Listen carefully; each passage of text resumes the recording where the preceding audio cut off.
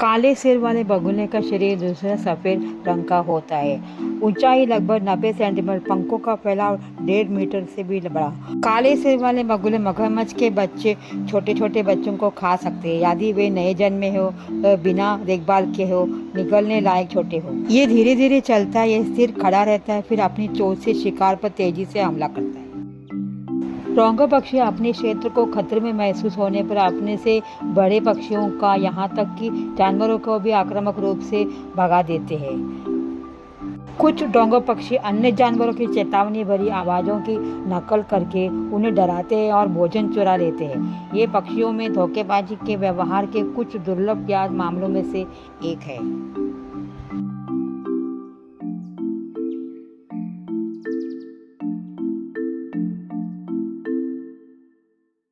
उत्तरी गोलार्ध में पाए जाने वाले सबसे बड़े और सबसे शक्तिशाली शिकारी पक्षियों में से एक है गोल्डन ईगल है।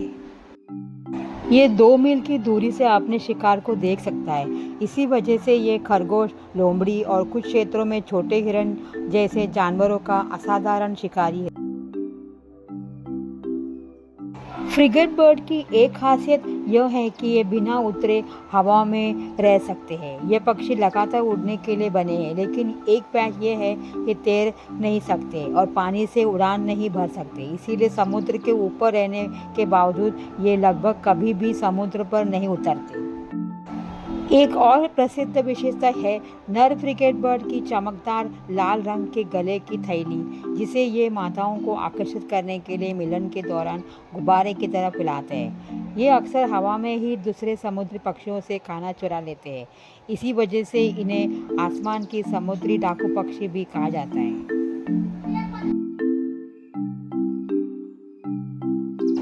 बार-टेल्ड गॉडफ्रिड पक्षी अपने सबसे कठिन प्रवास के लिए प्रसिद्ध है। इसका एक खास तत्व यह है कि यह किसी भी पक्षी की सबसे लंबी बिना रुके उड़ान का रिकॉर्ड रखते हैं। कुछ पक्षी बिना उतरे, खाए या सोए अलास्का से न्यूजीलैंड तक 7,000 से 8,000 मील दूरी तय कर लेते हैं।